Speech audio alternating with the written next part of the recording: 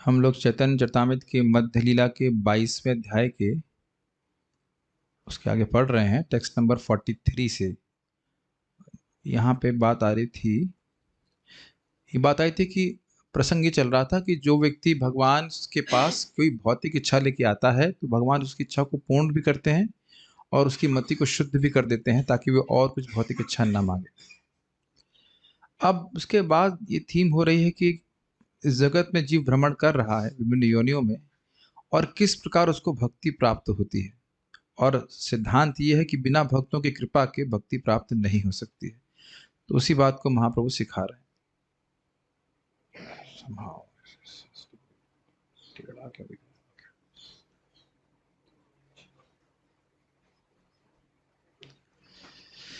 Okay.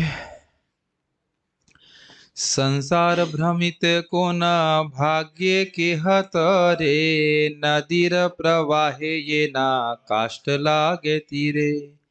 संसार में भ्रमण करते हुए किसी का अगर कोई महान भाग्य होता है तो वह भक्तों के संग में आ पाता है। जिस प्रकार से नदी के प्रवाह में लकड़ियां बह रही हैं और कोई कोई लकड़ी किनारे लग जाती है, उसको महाप्रभु कह रहे हैं। इसका अनुवाद पढ़ते हैं, बहुत अच्छा प्रसंग है। बद्ध जीव ब्रह्मांड के विभिन्न लोकों में भ्रमण करते हुए कई योनियों में प्रवेश करते रहते हैं। सौभाग्यवश इनमें से किसी न किसी प्रकार अज्ञान के सागर से मुक्त हो सकता है।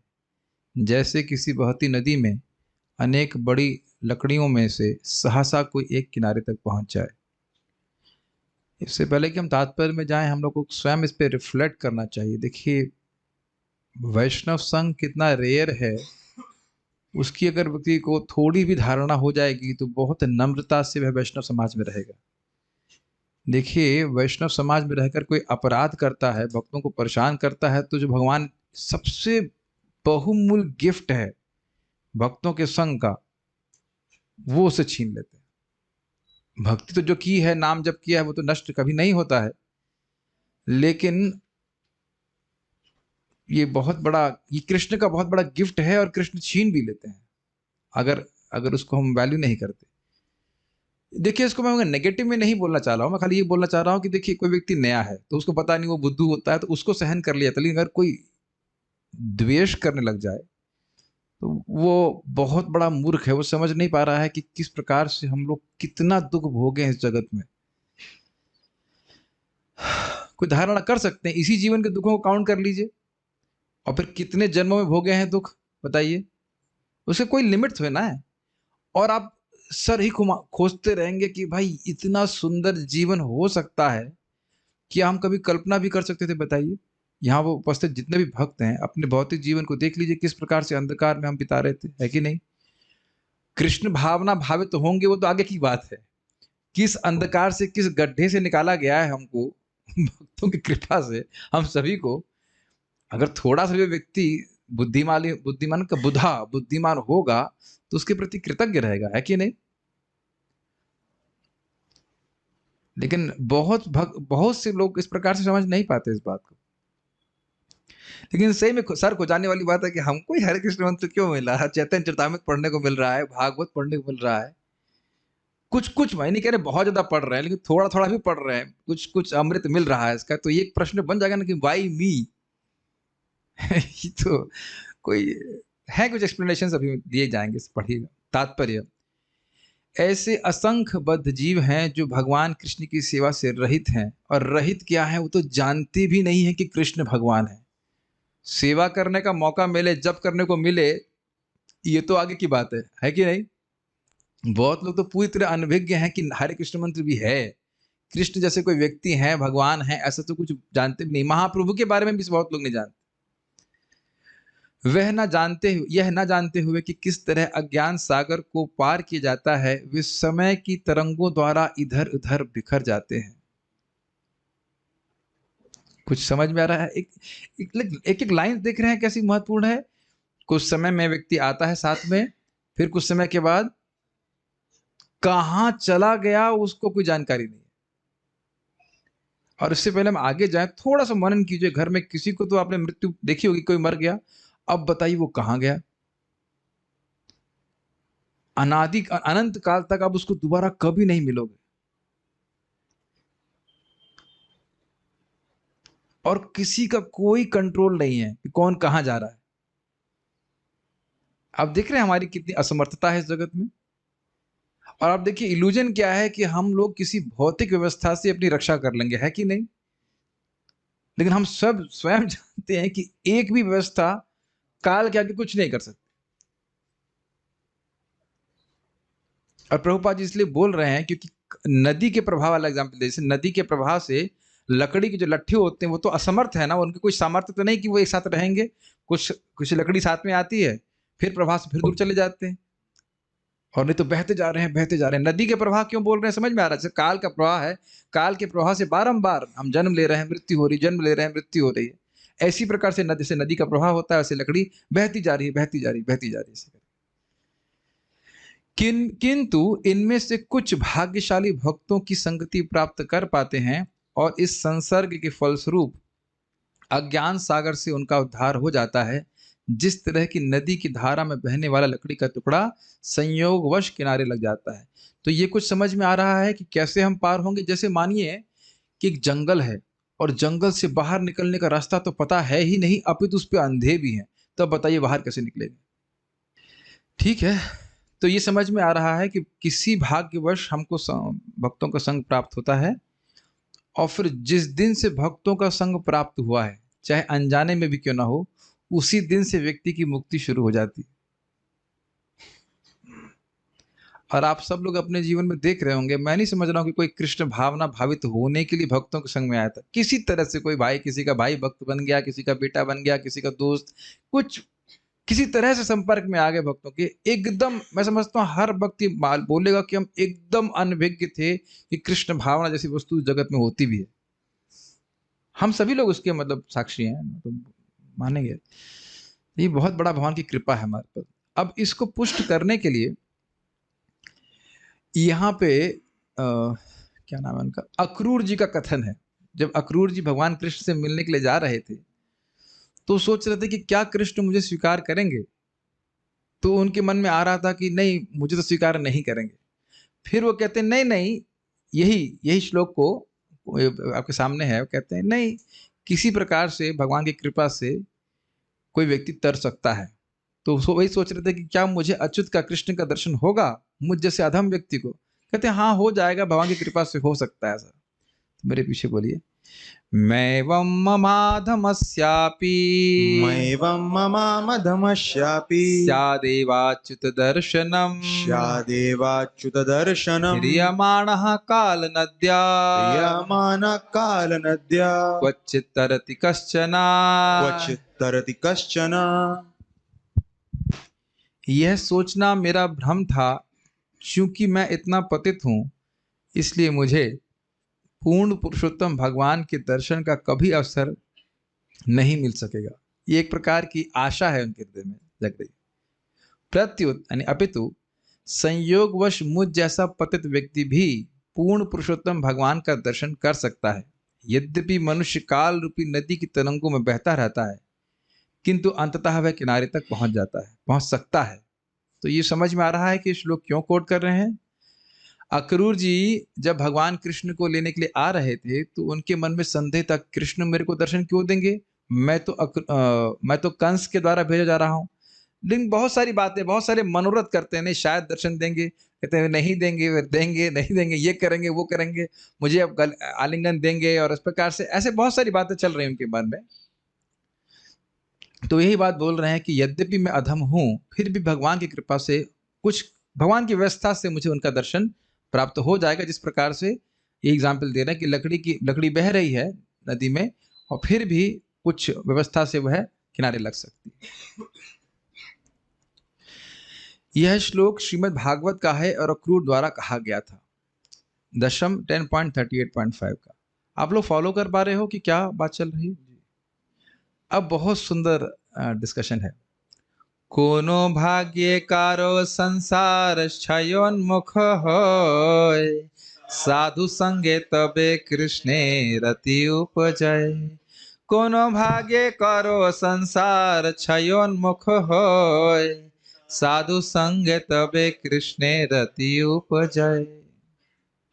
कोनो भाग्य करो संसार क्षयोन्मुख होय, साधु संग तबे कृष्णे रति उपजय। बहुत सुंदर है। भाग्यवश ही मनुष्य अज्ञान के सागर को पार करने के योग्य बनता है, और जब उसके भौतिक अस्तित्व की अवधि घटती है, अर्थात जब उसके मोबाइल बजने का समय होता है नहीं, जब उसके भगवत धाम वापस जाने का समय आता है, तो उसे शुद्ध भक्तों की संगति करने का अवसर प्राप्त हो सकता है। ऐसी संगति से कृष्ण के प्रति उसका आकर्षण जागृत हो जाता है। क्या शब्द है, देख रहे हैं जरा, सुंदर। किसी भाग्य से संसार क्षयोन्मुख होए, जब उसका संसार जन्म मृत्यु की जो माला है, श्रृंखला है, जो वो अब समाप्त होने वाली है, मतलब बिगिनिंग ऑफ एन एंड, खत्म होने वाली है, तब साधु संग से उसकी कृष्ण में रति उत्पन्न होती है। साधु संग मतलब साधुओं की संगत, साधुओं का आसक्ति, साधुओं के धर्म में आसक्ति, श्रवण कीर्तन में आसक्ति, भगवान की भक्ति में आसक्ति। और आप देख सकते हैं कि अब बहुत तो नहीं, लेकिन कुछ कुछ तो यह बीज हम सभी के हृदय में है। ये तो नहीं कह सकते कि बहुत अधिक है, लेकिन इतना बात समझना चाहिए कि अच्छा लगता है जब करना, भगवान के बारे में श्रवण करना, और अच्छा लगता है इसका प्रमाण यह है कि बाध्य नहीं है करने के लिए। तो यहीं से समझ लेना चाहिए कि भाई ये हमारा अब मुक्ति का प्रक्रिया चालू हो गई है। कुछ ग्रहण कर पा रहे हैं, साधु संग में आसक्ति है, श्रवण कीर्तन में आसक्ति नहीं, कम से कम अच्छा तो लग रहा है भक्ति करना, बहुत आसक्ति ना भी हो, लेकिन ये भगवान में आसक्ति का ही द्योतक है, क्योंकि भगवान के भक्त तो भगवान के ही बारे में बात करेंगे। जब व्यक्ति ही पसंद नहीं है तो उसकी बात कैसे पसंद होगी? तो बात पसंद है मतलब व्यक्ति पसंद है। Yes no? कभी देखा जिसको हम बात नहीं कर, नहीं भाई उसको, हम उसकी बात भी नहीं सुनना, उसका नाम भी नहीं सुनना चाहते, है कि नहीं? तो उसकी बात मत कीजिए, मतलब पसंद नहीं है। तो ये है, ये बहुत अच्छा श्लोक है। इसको बहुत सुंदर तरीके से तात्पर्य में समझाया, क्योंकि आप लोग प्रश्न करोगे भाई कि सब लोगों का भाग्य क्यों नहीं उदित हो रहा? सभी जीव भगवान के अंश है ना, तो सबका भाग्य क्यों नहीं उदित हो रहा? यहाँ ये बोल रहे हैं कि किसी भाग्य से कोई जीव, अनंत जीव हैं और सभी भगवान के अंश है, ऐसा तो नहीं भगवान किसी से विशेष प्रेम कर रहे हैं, तो सबका भाग्य क्यों नहीं उदित हो रहा? इस पर बड़ा रहस्यमय बात है, इसको टीका में समझाएंगे। तो देखिए, बहुत अच्छी टीका है, और समझ लीजिएगा, एक बार अच्छे से समझ में आ जाएगा, कि कई बार ये मन में आएगी बात, तो ये क्लियर समझ लीजिए। यहाँ पे श्रील भक्ति विनोद ठाकुर ने इसकी व्याख्या की है। क्या यह भाग्य संयोग का फल है या कुछ और? मतलब क्या ये बाई चांस हो रहा है कि किसी को भक्तों का संग प्राप्त हो रहा है? देखिए, एक बात समझ लीजिए, इस जगत में बाई चांस कुछ भी नहीं होता। Everything is by arrangement, everything is by arrangement, समझ रहे हैं? एवरीथिंग। कोई दुख दे रहा है, कोई परेशानी कर रहा है, कोई सुख दे रहा है।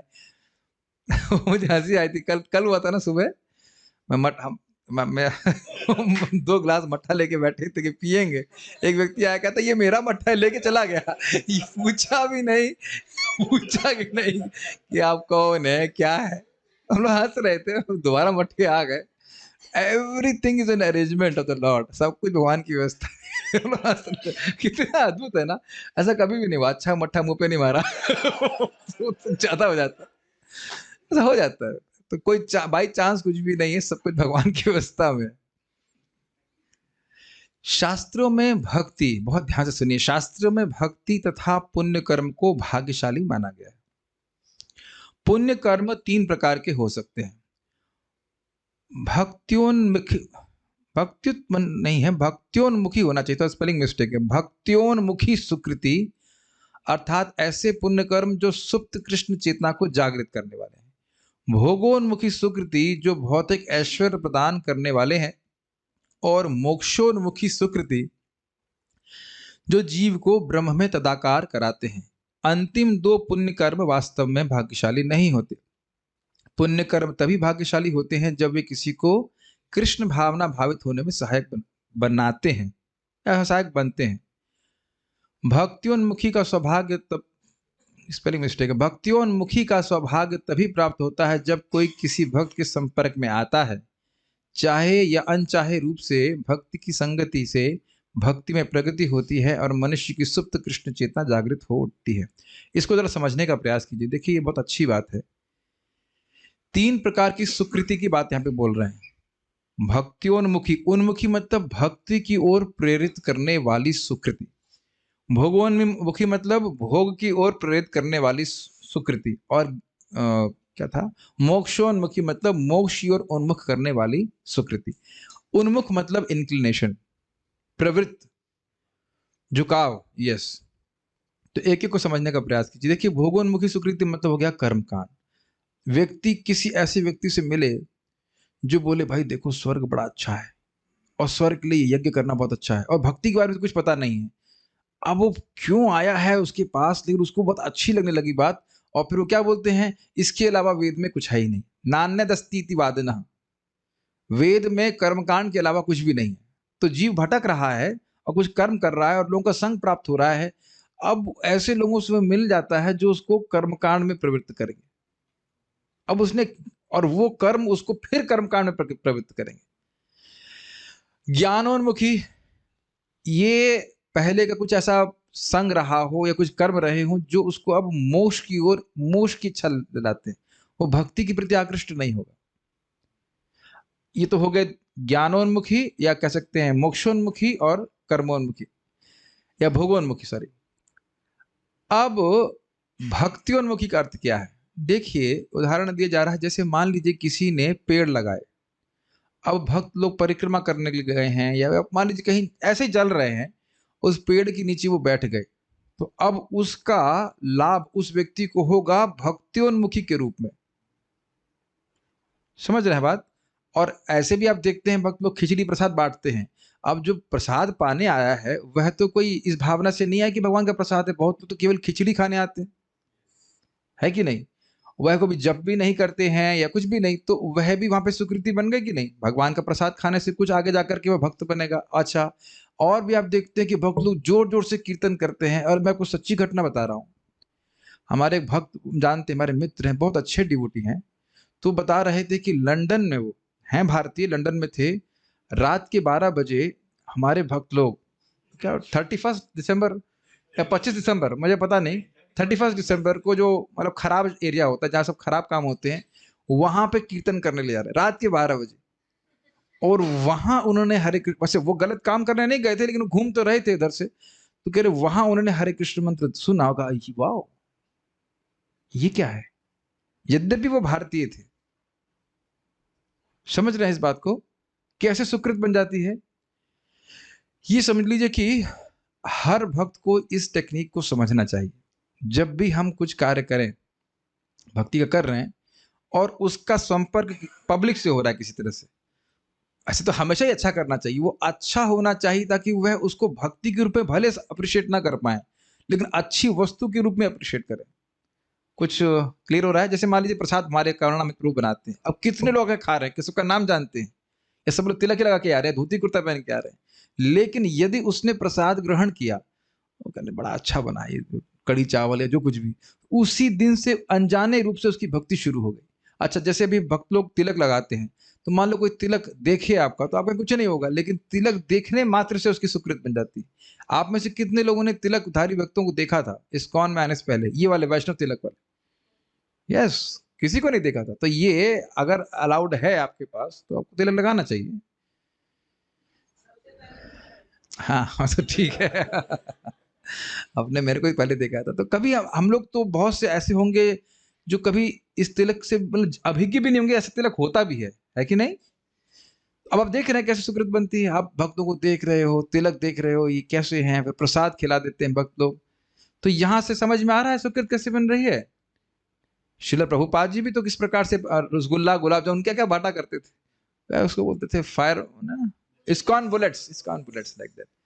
तो प्रसाद वितरण और इस सब के द्वारा व्यक्ति को बहुत बड़ा पुण्य मिलता है। तो अब जब पुण्य क्यों कह रहे हैं यहाँ पे, भक्तोन्मुखी सुकृति क्यों कह रहे हैं? देखिए, वह भक्ति नहीं करना चाह रहा है, ऐसा नहीं वो सचेत होकर के वह कृष्ण भावना में आ रहा है, मंदिर आएगा, से कुछ नहीं है, लेकिन किसी तरह से उसने भक्तों का, जैसे प्रभुपाद बताते हैं, जान अनजान में संग कर लिया।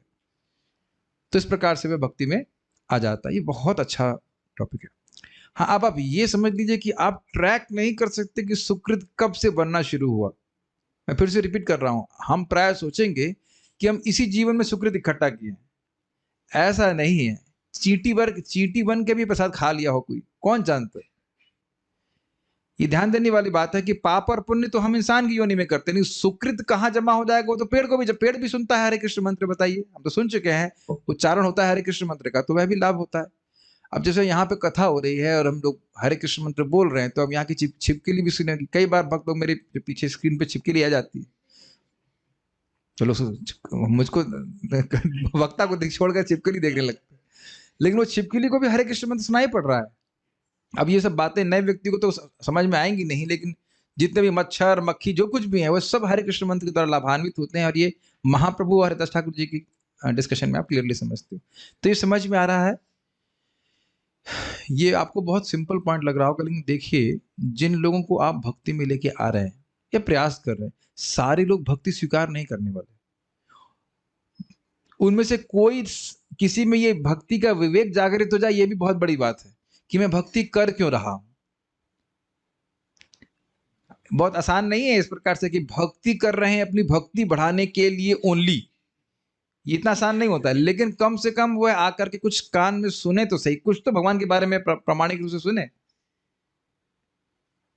मुझे इस पे हंसी आ रही है कि हम लोग, आपको याद ही होगा श्रीधर स्वामी जी की टीका सब डिस्कस की। आज एक भक्त, अरे प्रभु जी बहुत अच्छा लग रहा है, बहुत अच्छा लग रहा है, मैं उसको देख रहा था, श्रीधर स्वामी और ये कुछ कॉम्बिनेशन नहीं बन रहा है। लेकिन मतलब समझ रही है, मतलब एकदम नॉर्मल से व्यक्ति थे, उतना तो भागवत में रुचि रखते नहीं थे, लेकिन जब हम लोग तैयार कर रहे थे तो ये तो नहीं पता था कौन सुनेगा।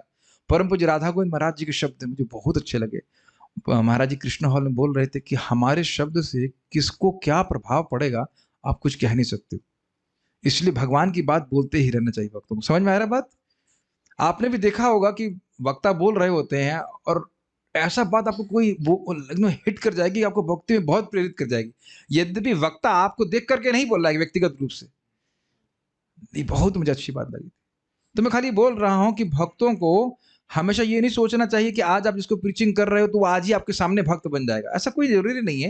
लेकिन प्रसाद दे करके, हरि कृष्ण मंत्र देकर जो कुछ भी गया है उनके अकाउंट में गया है, आगे जाकर उसको प्रेरित करेगा। कुछ समझ में आ रहा है? प्रेरित, वहां कथा हो रही, जाओ ये आप देखिए, प्रत्यक्ष देखिए, ये यूट्यूब पे कितने सारे वीडियोस हैं, है कि नहीं, कितने लोग पोस्ट कर रहे हैं, लेकिन भगवान प्रेरित कर सकते हैं उस व्यक्ति को, ढूंढते ढूंढते किसी तरह से वो कुछ भक्तों की कथा सुनने के लिए चला जाए। Does it make sense? ये बात ध्यान रखिएगा कि हम लोग जन्म जन्मांतर किसकी अध्यक्षता में भटक रहे हैं, ये बताइए। अध्यक्षता किसकी है? कृष्ण की। तो जब सुकृत बन जाता है तो भगवान प्रेरित करते हैं, जाओ वहां पे। मैं कितने सभी भक्तों को एग्जाम्पल है कि अगर पहले प्रवचन को सुनने के लिए कोई प्रेरित किया था आपको, लाइक दैट। ओके, भक्त बोल रहे मट्ठा पिलाओ, हाँ कुछ भी पिलाओ, कुछ भी खिलाओ, कुछ भी। इसीलिए मैं तो भक्त को बोल रहा था, स्पेशली माता जी लोग हैं तो घर में मान लीजिए भाई भक्ति नहीं कर रहा है या पति भक्ति नहीं कर रहा है, अब प्रसाद बहुत अच्छा बनाइए।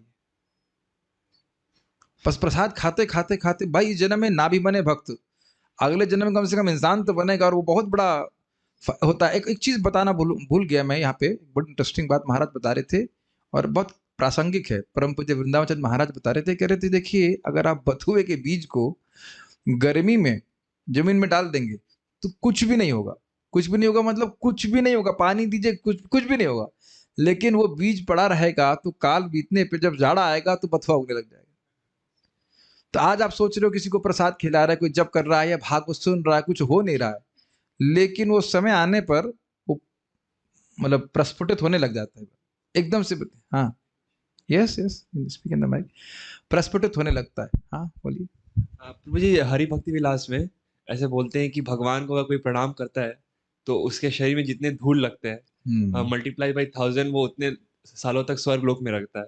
तो ये भोगोन्मुखी सुकृति है, रिजल्ट देख के लगता है कि भक्ति उन्मुखी। अच्छा प्रश्न है। कहा, मैंने तो पढ़ा नहीं, लेकिन आपकी बात पे विश्वास कर रहा हूँ कि कई बार आचार्यों ने इस प्रकार की प्रॉमिस भी किए हैं कि अगर इतने प्रणाम करता है और इतने कर्ण है, पता नहीं, हम तो मुझे देखा नहीं अब क्या पढ़े उसको, लेकिन ऐसा इतने कणों तक उस स्वर्ग में निवास करता है। देखिए, भगवान को प्रणाम करना तो भक्ति है, लेकिन क्या वो भक्ति करना करेगा उसको बोला जाएगा तो? अब ट्रिक समझ रहे हैं आचार्यों की, शास्त्रों की एक्चुअली। वो ऐसे भक्ति नहीं करेगा, लेकिन अगर बोल दिया जाएगा कि भाई स्वर्ग मिल जाएगा तो समझ ले तो भक्ति करेगा, और वो भक्ति करेगा तो भक्ति का तो जाएगा ना उसमें, भक्ति करेगा तो भक्ति का उसमें अंदर सिस्टम जाएगा ही। आपको क्या लगता है सभी भागवत सुनते हैं शुद्ध भक्ति प्राप्त करने के लिए? बहुत लोगों को लगता है बड़ा अच्छा पुण्य है, ये है वो है, सब बहुत पता नहीं क्या क्या धारणा लेकर करते हैं। तो हाँ, सुन रहे हैं प्रॉपर भक्त से तो ठीक है। अब सुनाने वाला भी अगर पैसे के लिए कर रहा है तो फिर खत्म होगी बात। तो ऐसे तो कई एग्जाम्पल दिए गए हैं। बहिर्मुख लोगों को आकर्षित करने के लिए सब बोला जाता है कि मंदिर की परिक्रमा करो तो ये फल मिल जाएगा, वो फल मिल जाएगा। बेसिकली भक्ति तो आप किस लिए कर रहे हैं? भक्ति प्राप्त करने के लिए। और आप जान रहे हैं कि इस तरह की सुकृति होते होते क्या होने लग जाएगा, उसको फिर भक्तों को संग प्राप्त हो जाएगा। मैं इस पर आज विचार कर रहा था कि यद्यपि मेरे हृदय में बहुत भौतिक इच्छाएं हो सकती हैं, लेकिन सुन तो रहा हूं ना कि कृष्ण से भोग नहीं मांगना चाहिए। ये बहुत बड़ी बात है। भक्त आप अन्यथा देखिए, जब हम पहले पूजा करते थे तो कभी पंडित जी नहीं बोलते थे कि तुम कुछ ये मत मांगो, समझ रहे हैं।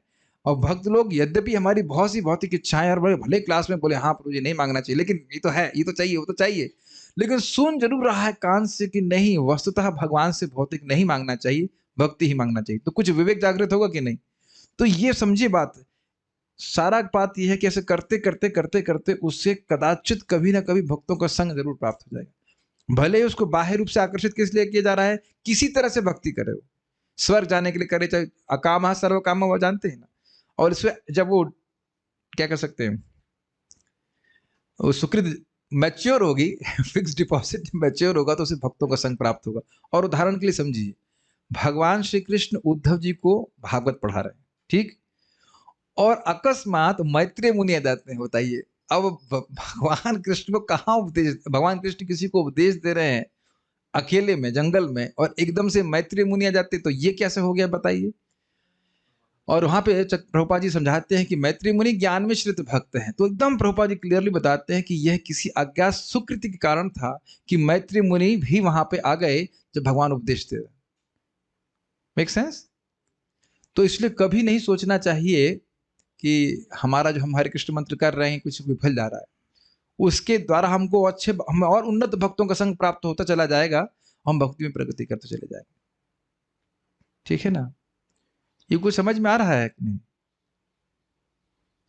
हम तो अपने जीवन में परम पूज्य वृंदावन चंद्र महाराज के संग को भगवान की विशेष कृपा ही मांगते हैं। ऐसे देखिए बहुत सारे भक्तों से प्रेरणा मिलती है, महाराज श्री से तो प्रेरणा मिलती है, लेकिन महाराज का व्यक्तिगत संग तो नहीं मिलता ना, डांट तो कभी खाने को नहीं मिलती है। मैं पूछा महाराज को कि महाराज जी प्रकृति में शिक्षण, प्रकृति तो जड़ है। अरे तूने पूरा श्लोक नहीं बोलेगा। आप समझ नहीं सकते, पहले महाराज कभी डांटते नहीं थे, डांट रहे हैं मतलब वो प्रेम करते थे, बड़ा आनंद। बोले गधा राम। उस दिन याद है जब शरद वाला था, हाँ मैं शुक्र दास सब कुछ समझ लिए हैं, बस यही समझ में नहीं आ रहा है कि शरद ऋतु में जल कैसे साफ होता है। हमको तो बहुत आनंद आता है डांट खाने में। तो बहुत आनंद आता है। तो ये एक विशेष महत्व है, हम देख रहे हैं बहुत महत्व है। तो भक्ति करने से वो जो डांट मतलब आशीर्वाद, तो यही है कि बहुत अच्छा ये अपने जीवन में मैं देखता हूँ। प्लस गुरु महाराज से का आश्रय प्राप्त हो, मतलब मैं बता रहा हूँ ना कि एकदम प्रेरित करता है। पता है महाराज की कथा कब से है, महाराज श्री कथा, लेकिन कुछ समय के ही बाद मिला सुनने को। तो भक्ति में आने के बाद भी आपको जैसे जैसे हम भक्ति करते जा रहे हैं, भगवान हमको प्रेरित करते चले जाएंगे, जाओ वहां क्लास हो रहा है वो सुनो, भी हम भक्तों को संग प्राप्त हो रहा है, ऐसे भक्ति करो। और आप देखेंगे आज बहुत अच्छी बात है, आज गौरांग प्रभु भी बात बोल रहे थे कि यदि हमारी भक्ति करने की इच्छा है तो आपको हर दिन हर पग कृष्ण की सहायता प्राप्त होगी। हमारी इच्छा होनी चाहिए कि कृष्ण भी हर प्रकार से मदद करेंगे। सबसे बड़ी मदद क्या है? वैष्णव का संग, वैष्णव का संग प्राप्त होगा। ये मुचुकुंद महाराज ने बोला है श्लोक, बहुत सुंदर श्लोक है। इसी को पुष्ट करने के लिए वो बोल रहे हैं कि जब किसी के मुक्त होने का समय आता है तो उसे भक्तों का संग प्राप्त होता है। अब आप सोचिए, ऐसे पहले मांगे जाएं, अब वैष्णव संग में वैष्णवों की सेवा करें तो अब कृष्ण कितने खुश होंगे। आप मेरी बात समझ रहे हैं? Krishna has given us the highest gift, और नम्र भाव से वैष्णवों को संतुष्ट करने का प्रयास करेंगे, तब कितना कृष्ण सुखी मतलब खुश हो जाएंगे, आप कल्पना नहीं कर सकते। और देखिए, जब मैं संतुष्ट करने की बात बोल रहा हूँ तो केवल प्रसाद ही नहीं है, प्रसाद से भी संतुष्ट होते हैं। आज गौरांग प्रभु क्या वैष्णव की सेवा नहीं किए? कितना सुंदर प्रवचन किया, कितना भक्तों को जो है उन्हें उत्साह दिया। और इससे पहले मैं आगे जाऊं, ये बात ध्यान रखिएगा कि भक्तों की सराहना करके ही हम भक्ति में आए थे। या तो आपको प्रवचन अच्छा लगा या प्रसाद अच्छा लगा, कुछ अच्छा लगा भक्तों के समय में, तभी आप भक्त संघ में आए हो। ऐसा नहीं कि भक्त संघ एकदम खराब लगा और तब आप आ गए। जो लोग आपको एकदम खराब लगते हैं उन्हीं का संग करते हैं ना हम लोग। क्वाइट अमेजिंग बात है ना। उसी से आगे फिर हमारी भी प्रगति होती है। इसीलिए वैष्णव निंदा इत्यादि को बहुत मतलब क्या कहते हैं, हार्मफुल बोला जाता है भक्ति करने के लिए। ठीक है। भवापवर्गो भ्रमतो यदा भवेज, भवे भवापवर्गो भ्रमतो यदा भवेज, भवापवर्गो भ्रमतो यदा भवे जनस्य तर्ह्यच्युत सत्समागमः, जनस्य तर्ह्यच्युत सत्समागता सत्संगमो यर्हि तदैव सद्गतौ, सत्संगमो यर्हि तदैव सद्गतौ परावरेशे त्वयि जायते रतिः, परावरेशे त्वयि जायते रतिः। इससे पहले के श्लोक में मैं बोलूं, महाराज जी बड़ा सुंदर उदाहरण दे रहे थे कि किस प्रकार से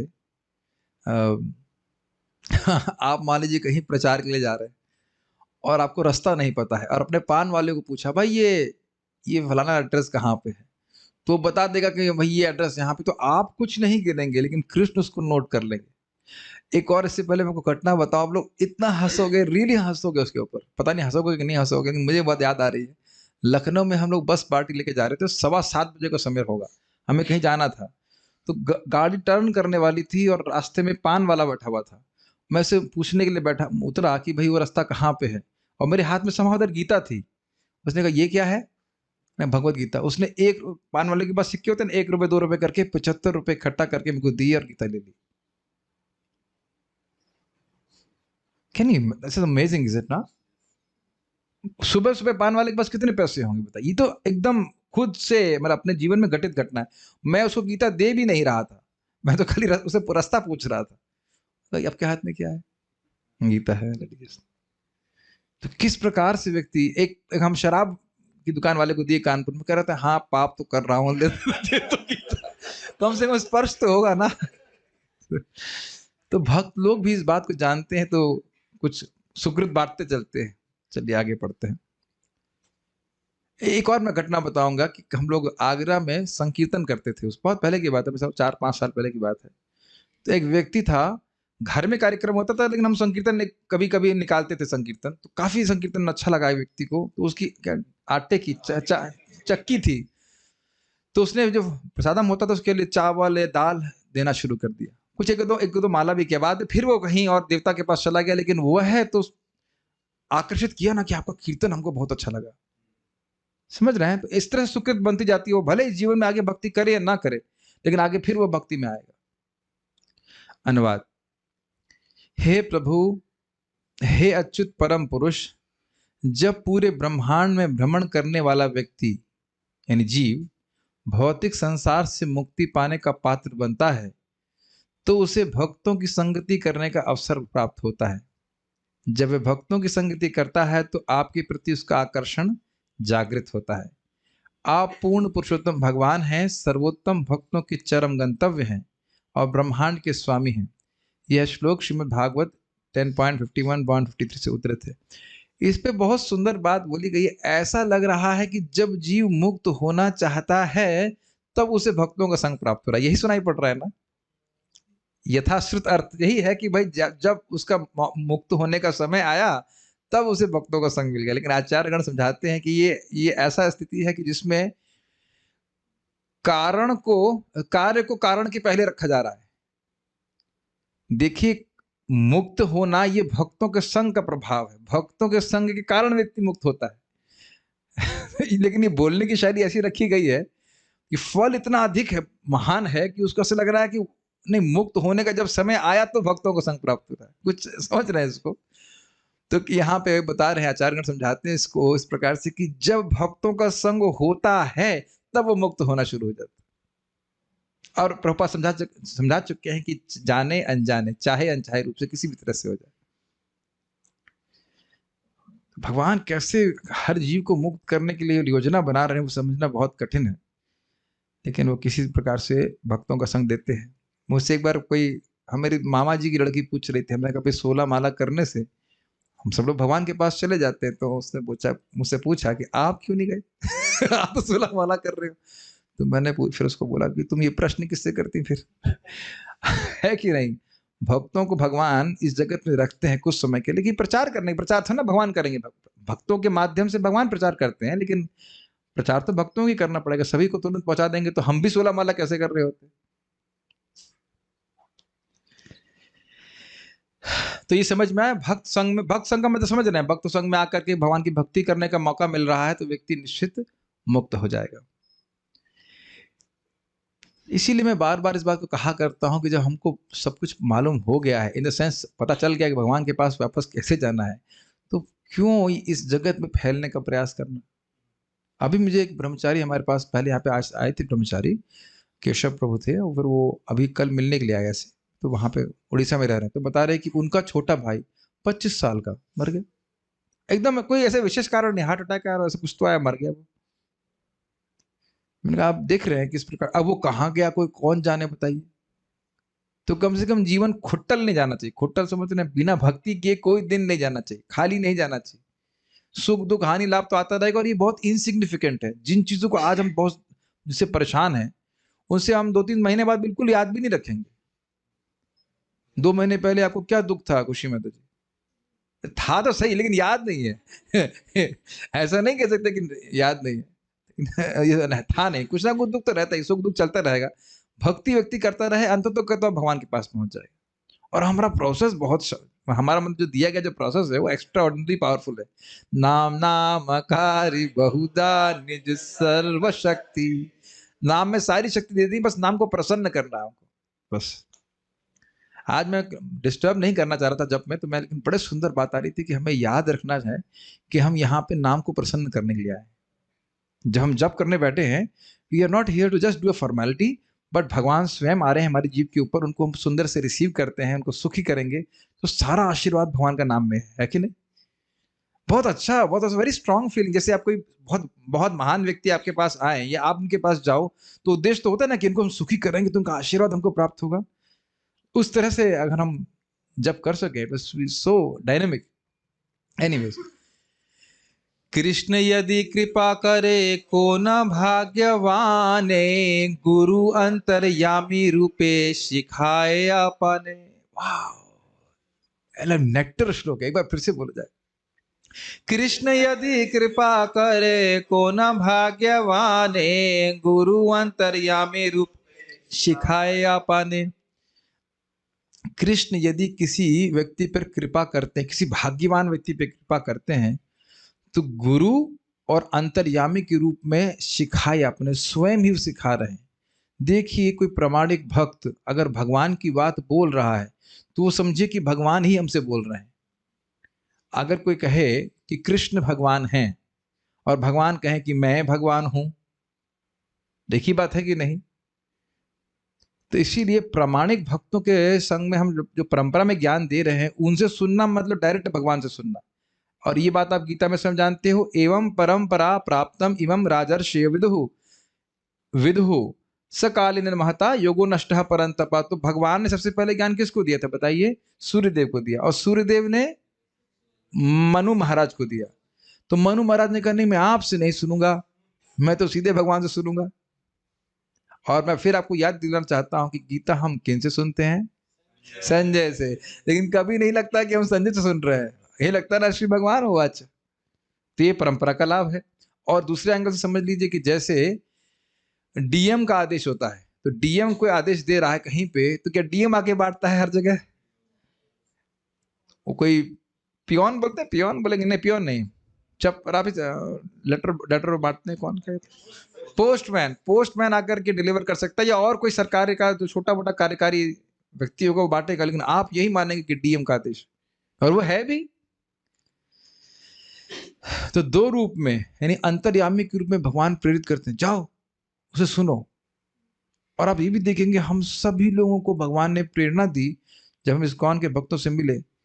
सही बोल रहे हैं लोग। आप में से कितने लोगों को लगा था कि गलत बोल रहे हैं? पहली बार में लगा था कि ये बाद में लगा कुछ 2-3 बार सुनने के बाद? आप लोग ने कभी सब लोग प्रवचन सुन के आए थे या ऐसे ही बस खाली खाते जब सुकृति इकट्ठी हुई? सभी लोग प्राय आप मेरे ख्याल से प्रवचन सुन करके आए होंगे कुछ। somehow it had, कैसे इंग्लिश में कहते हैं, it hits you, it makes sense to you, it clicks हम बोलते हैं इंग्लिश में। सही बोल रहे हैं। और उस समय हमारा कोई ज्ञान भी नहीं होता है, कोई ज्ञान नहीं है, लेकिन आप देखेंगे कि आपको वो बात सही लगी। कृष्ण भगवान हैं, तुम शरीर नहीं हो आत्मा हो, इत्यादि इत्यादि। याद आ रहा है वो दिन हमने पहली बार सुना था? पूरी बात समझ में नहीं आती, लेकिन somehow वो अच्छी लगती है और सही बोल रहे हैं। याद आ रहा है? तो वो कौन बोल रहा है जरा ये बताइए? इतनी धीरे से बोल रहे हैं। ये तो कौन दूसरी पार्टी का लग रहा है। कृष्ण बोल रहे हैं, अंतर्यामी के रूप में कृष्ण प्रेरित कर रहे हैं। और आप देखेंगे कि वही बात किसी और व्यक्ति को बोलेंगे तो उसकी स्थिति ऐसी होगी जैसे तेल होता है ना, गर्म तेल, उसमें पानी मार दिया जाए, क्यों बोल रहा है कृष्ण को भगवान, इत्यादि इत्यादि। तो ये स्थिति है।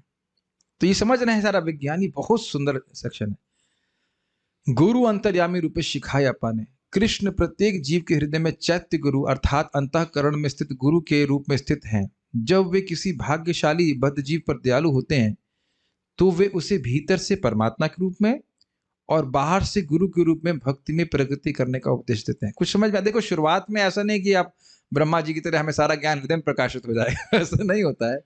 लेकिन भक्तों के मुख से वो भगवान कुछ व्यवस्था करेंगे कि आपको श्रवण करने को मिलेगा और अंदर से कनेक्शन जोड़ देते हैं। हाँ, ये सही बोल रहे हैं। क्या इस रहस्य को समझ पा रहे हैं आप? ये बहुत अच्छी बात है ये। और देखिए, ऐसा इसमें श्रद्धा रखनी ही होगी क्योंकि हम अपने जीवन में घटित होता हुआ देख रहे हैं।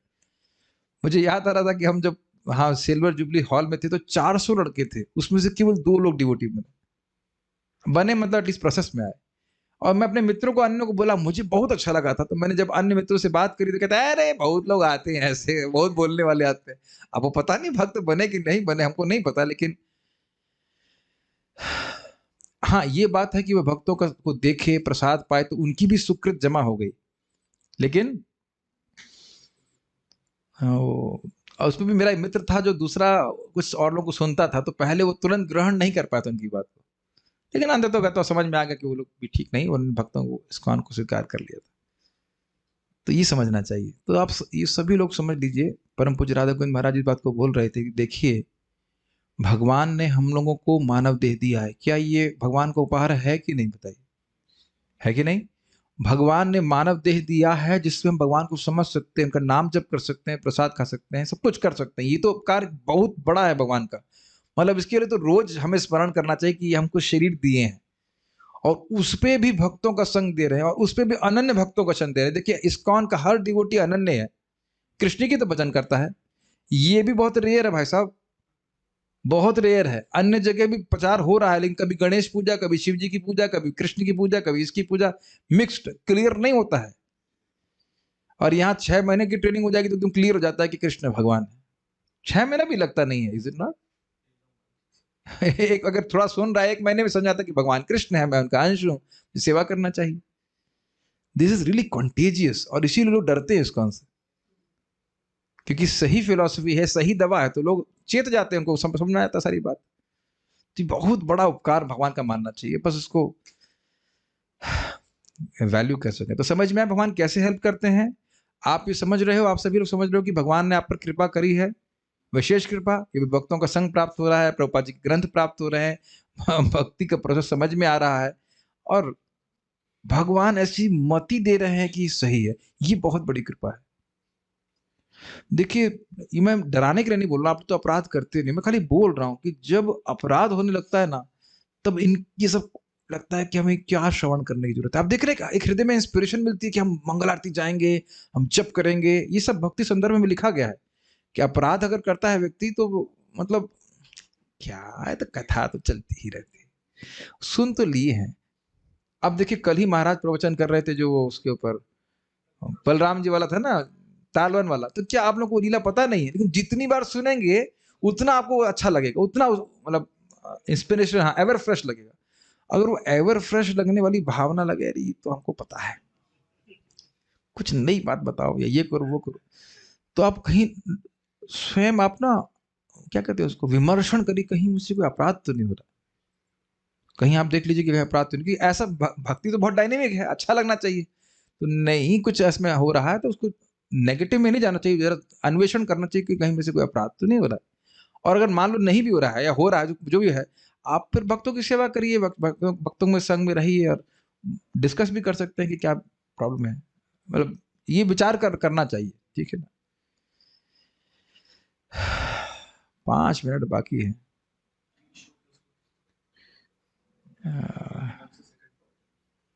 एक श्लोक तो कम से कम ले। नैवोपयन्त्य पचितं कवयस्तवेषा, नैवोपयन्त्यपचितं कवयस्तवेषा, नैवोपयन्त पचितिं कवयस्तवेषा, नैवोपयन्त्यपचितिं कवयस्तवेषा, ब्रह्मायुषां ब्रह्मायुषामपि कृतं मृध मुदः स्मरन्तः, ब्रह्मायुषापि कृतं मृधमुधा स्मरन्ता, योऽन्तर्बहिस्तनुभृतां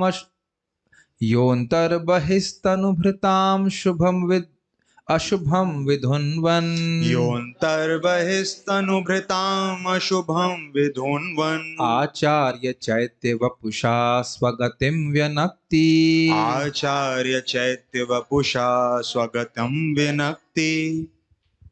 हे प्रभु, दिव्य कवि तथा अध्यात्म विज्ञान में पटु व्यक्ति भी आपसे पूरी तरह अपनी कृतज्ञता व्यक्त नहीं कर पाए, यद्यपि उन्हें ब्रह्मा जितनी दीर्घायु दी गई थी, क्योंकि आप 2 रूपों में, बाह्य रूप में आचार्य की तरह और अंतःकरण में परमात्मा की तरह देहधारी जीव को अपने पास आने के निमित्त निर्देश देकर उनका उद्धार करने के लिए प्रकट हुए।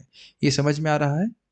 ये श्लोक इसलिए बोल रहे हैं, जो अभी आपने सुना ना कि भगवान अंतर्यामी के रूप में अंदर से चैत्य गुरु बोलते हैं, हृदय में जो गुरु हैं वो चैत्य गुरु हैं, और बाहर से शिक्षा गुरु या दीक्षा गुरु के रूप में आते हैं और वह उपदेश देते हैं। तो कह रहे ये जो आपका उपकार है जीवों के ऊपर, इसकी प्रति कृतज्ञता भी ज्ञापित नहीं कर सकते, यद्यपि ब्रह्मा जी की आयु भी प्राप्त हो जाए।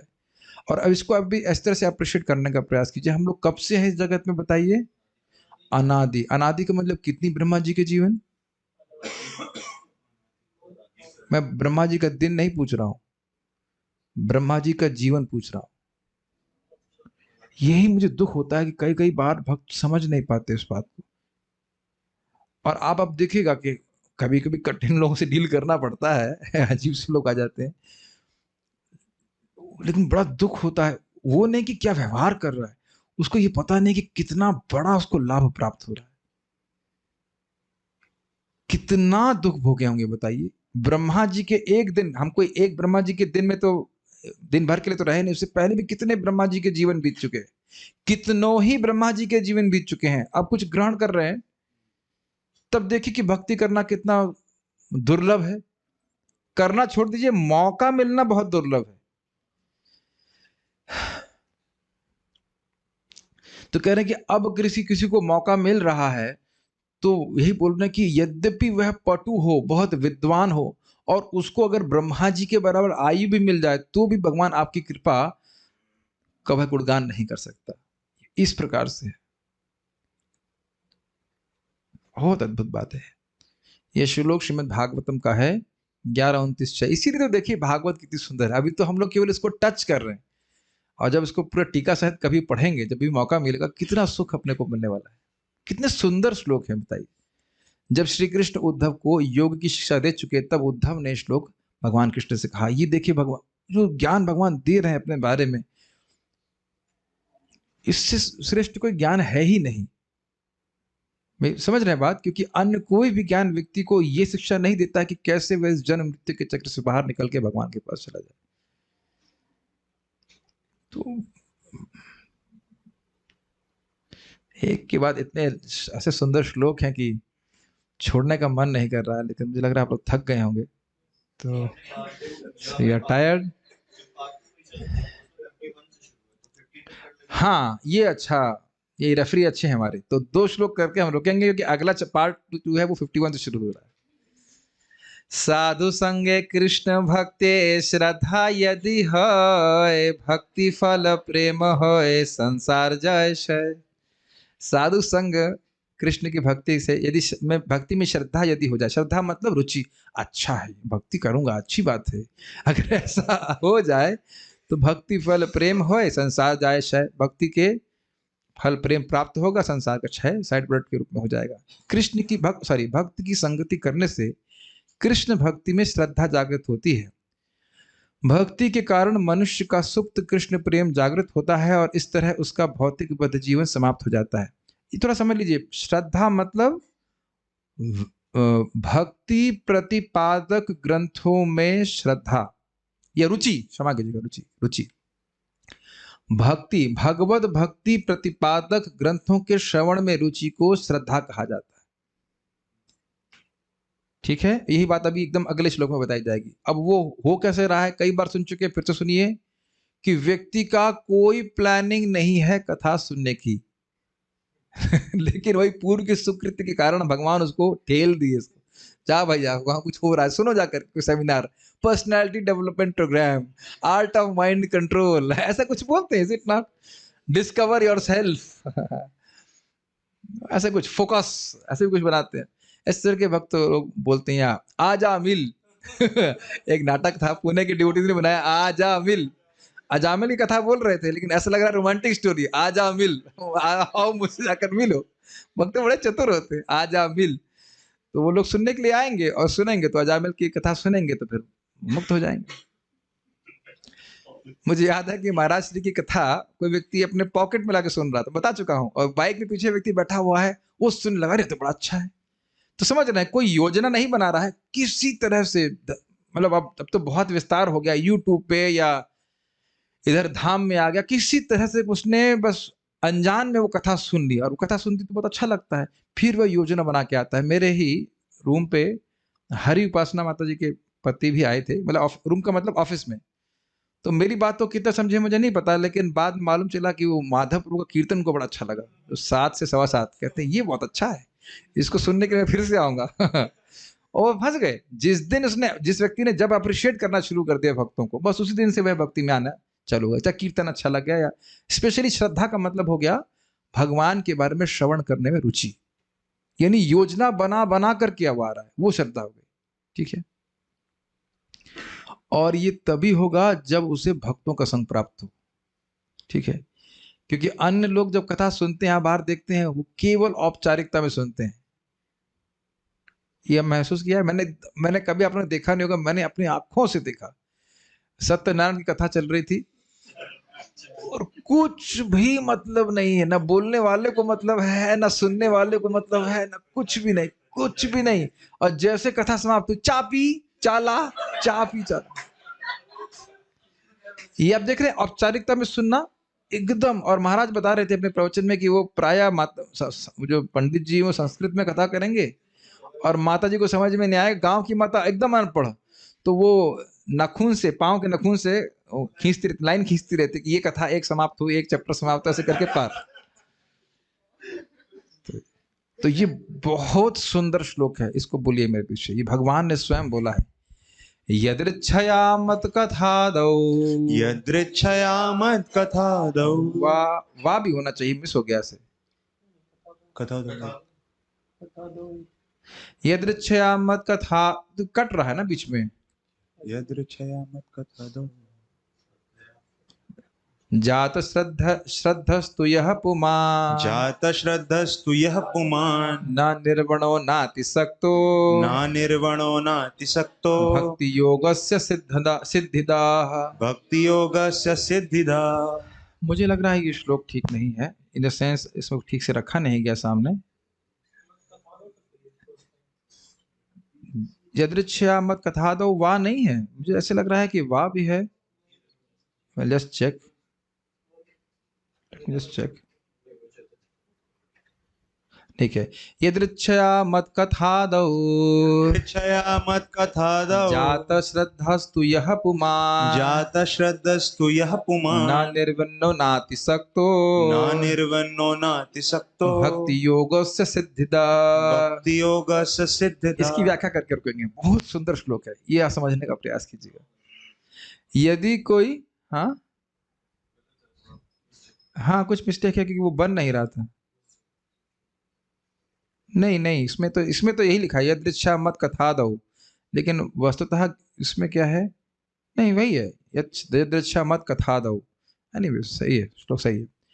यदि कोई किसी तरह से मेरी कथा के प्रति आकृष्ट होता है और भगवत गीता में दी गई मेरी शिक्षाओं में श्रद्धा रखता है, और यदि मनुष्य में भौतिक वस्तुओं के प्रति झूठी आसक्ति नहीं है और साथ ही वह भौतिक जगत में अधिक आसक्त नहीं होता है, तो मेरे प्रति उसका सुप्त प्रेम भक्ति द्वारा जागृत हो उठेगा। तो मेरे प्रति उसका सुप्त प्रेम भक्ति द्वारा जागृत हो उठेगा। यह श्लोक श्रीमद् भागवतम 11:20-8 से लिया गया है। यह उस समय की उक्ति है जब कृष्ण इस भौतिक जगत से विदा ले रहे थे। इसे कृष्ण ने उद्धव को कहा था। जरा समझिए इस बात को, बहुत इंटरेस्टिंग है। देखिए, यदृच्छा किसी तरह से, कोई एक्सप्लेनेशन नहीं, किसी तरह से मत कथादौ जात श्रद्धस तो यह पुमान, पुमान मतलब इंसान, किसी तरह से मेरी कथा में, कृष्ण स्वयं ये बोल रहे हैं उद्धव जी को, मेरी कथा में किसी की श्रद्धा हो जाए। श्रद्धा मतलब रुचि। अब समझ रहे यदृच्छा का अर्थ क्या है? जब वह मान लीजिए जैसे वृंदावन आया तो यहाँ कथा चल रही है, अब वो मंदिर आया, पहले मान लो मंदिर आया तो कथा में नहीं आया, श्रवण कर सॉरी कीर्तन में नाचा, तो वहां कुछ सुकृत जमा हो गई, धाम में तो आई सुकृत जमा हो गई। अब भगवान उसको किसी न किसी तरह प्रेरित करेंगे। हमने कई बार देखा है बलराम हॉल में एकदम ऐसे व्यक्ति कोई आता है जो कुछ नहीं पता रहता है, बस वो आके बैठ जाता है और थोड़ी देर सुनेगा फिर चला जाएगा।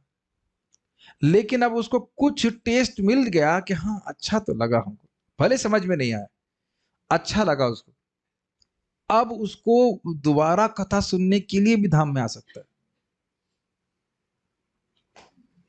कुछ समझ में आ रहा है? यदृच्छा वाला हिसाब किताब, पहले उसकी कोई प्लानिंग नहीं थी, बिना योजना के वह कथा सुन रहा था, सुन ली ऐसे कहना चाहिए। और जब उसको अच्छा लग गया तो अब वह योजना बना करके कथा सुन रहा है, तो अब उसकी श्रद्धा होगी, हम सुनेंगे, कथा सुनेंगे। तो अब उसके बाद यानी कि हृदय शुद्ध होने की अपेक्षा नहीं है, हृदय अशुद्ध भी है, भक्तों के संग से उसे कथा सुनना अच्छा लग गया। ये बात समझ में आ रही है कि नहीं?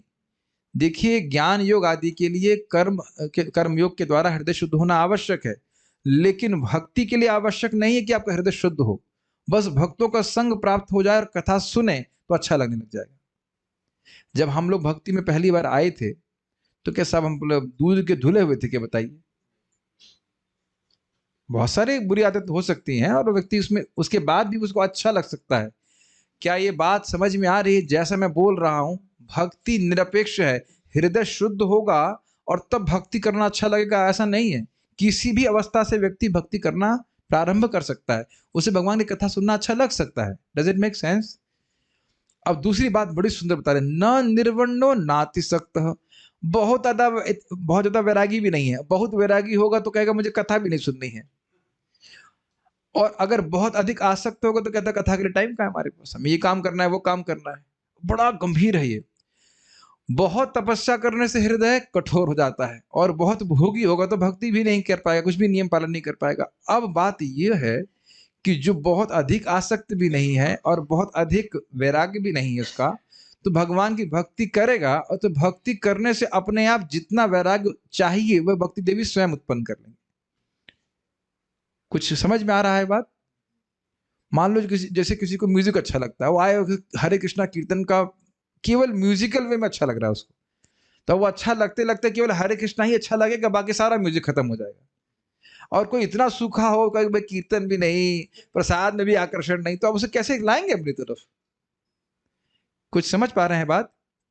फिर से रिपीट कर रहा हूं, जो देखिए बहुत त्यागी है वो तो कृष्ण को ही त्याग के बैठा है। जैसे आप देखिए प्रकाशानंद सरस्वती, सब लोग नाच रहे हैं महाप्रभु कीर्तन में, महाप्रभु कीर्तन कर रहे हैं और वह नाच नहीं रहा है। क्या कहता है? तो भाव के लिए है, इत्यादि है, भावुकता है। अब क्या इसमें हमको फंसाएगा ऐसे करके? समझ रहे इस बात को? तो ये बहुत बड़ी बात है क्यों बड़ी बात है? हम प्रायः सभी लोग इसी इसी योग्यता से युक्त हैं। ये नहीं कहा जा सकता कि हम बहुत अधिक वैरागी हैं, ये भी नहीं कह सकते कि थोड़े से वैरागी हैं, बहुत तपस्या नहीं कर रहे हैं, और यह भी नहीं कह सकते कि आप पिक्चर देखने में और घूमने घामने में बिल्कुल आ सकते हैं। दोनों चीजें में, दोनों जोन में नहीं है कि नहीं? ये भी नहीं कह सकते कि बहुत आ सकते हैं, और ये भी नहीं कह सकते कि बहुत विरक्त हैं। गलत तो नहीं कह रहे हैं? कढ़ी चावल खाने में कोई अभी रुचि है, इज इट नॉट? लेकिन भगवान की कथा में रुचि है तो भगवान की कथा अपने आप ही वैराग्य उत्पन्न कर लेगी। ध्यान दीजिएगा, और हृदय कठोर नहीं होगा, हृदय सॉफ्ट होगा और जगत से विरक्त भी हो जाएगा। क्या ये बात समझ में आ रही है? बहुत त्याग करेंगे तो हृदय कठोर हो जाएगा, भोगी होगा तो फिर भक्ति ही कैसे करेगा? लेकिन भक्ति कर रहा है, स्पेशली श्रवण कर रहा है, और श्रवण में आसक्ति है, तो भक्ति के प्रभाव से अपने आप बुरी आदत छूट जाएंगी। क्या ये होते हुए देख रहे हैं अपने जीवन में? तो ये मुख्य बात यहां पे बोली गई है कि भक्तों के संग में आकर के हम जब कथा सुनते हैं, उसमें हमें कथा अच्छी लगने लग जाएगी। वही योग्यता है भगवान की शुद्ध भक्ति प्राप्त करने के लिए। कथा में आकर्षण शुद्ध भक्ति की योग्यता। हम अपने मन से तो नहीं बोल रहे हैं, देखिए क्या लिखा है, भक्ति योगो अस्य सिद्धिदा, सिद्धि प्राप्त हो जाएगी उसको। ओके, आगे महाप्रभु क्या कहेंगे उसको हम कल सुनेंगे। इसमें कुछ प्रश्न है क्या? ठीक है। हरे कृष्णा। श्रील प्रभुपाद की जय। ताई गौर प्रेमानंदे।